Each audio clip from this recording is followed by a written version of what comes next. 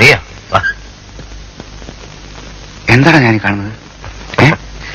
വെട്ടിയതാ. കയ്യിലും നെഞ്ചിലും ഒക്കെ ഉണ്ട്. ആയുസ് ഇനിയും ബാക്കിയുണ്ട്. ഞാൻ വീട്ടിൽ പോയിരുന്നു. അച്ഛൻ പറഞ്ഞു നീ ഏതോ സൈക്കിൾ കടയിലാണ് താമസം. അവിടെ ചോദിച്ചപ്പോഴാ ഈ ലോഡ്ജിലാണെന്ന് അറിഞ്ഞത്. അയാള് പറഞ്ഞു കാര്യങ്ങളൊക്കെ.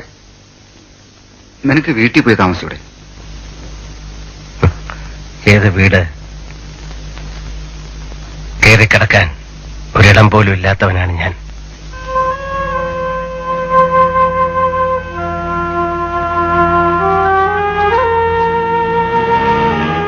കണ്ടോ, ആ തെരുവിലാണ് സേതുമാധവൻ എല്ലാം നഷ്ടപ്പെട്ടത്.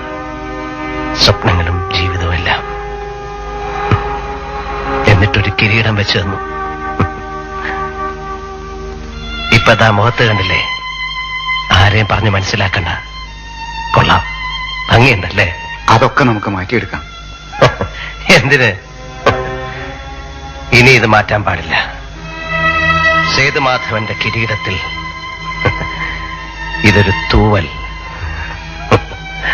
തൂവലോ? അതെ, തൂവൽ. നിനക്കതൊന്നും മനസ്സിലാവില്ലല്ലേ, മണ്ടൻ.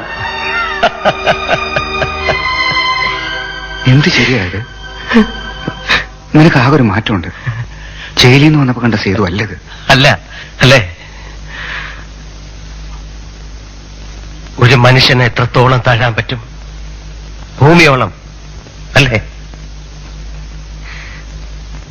പിന്നെ ചവിട്ടാണ് തലയിൽ. എങ്ങോട്ട് താഴും? പാതാളത്തിലേക്ക് താഴാൻ മഹാബലിയല്ല, വെറും മനുഷ്യൻ സേതുമാധവനാണ്. ഇനി ഒരിക്കലെങ്കിലും, ഒരു പ്രാവശ്യമെങ്കിലും എനിക്ക് ജയിക്കണോടാ. ഒരു പ്രാവശ്യമെങ്കിലും. നീ വിഷമിക്കണ്ട, ഒക്കെ ശരിയാവും. മിണ്ടരുതാ വാക്ക്. ശരിയാവും അത്രേ.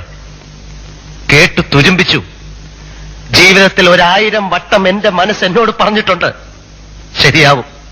എന്റെ അമ്മ, അച്ഛൻ, പെങ്ങന്മാര്, അനിയൻ, ദേവി, നീ, അങ്ങനെ എല്ലാവരും പലവട്ടം പറഞ്ഞു ശരിയാവും. എവിടെ എവിടെ ശരിയായി? ശരിയാവില്ല. സേതുമാധവൻ ഒരിക്കലും ശരിയാവില്ല.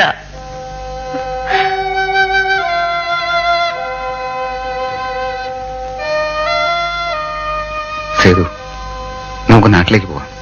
അവിടെ എന്റെ കമ്പനിയില് ഒരു ജോലി ശരിയാക്കി വെച്ചിട്ടുണ്ട്. നമുക്ക് മുതലാളി ഒന്ന് കാണാം. എനിക്ക് വേണ്ട, ഞാൻ വരില്ല. പിന്നെ എന്താ ചെയ്യാൻ പോണേ നീ?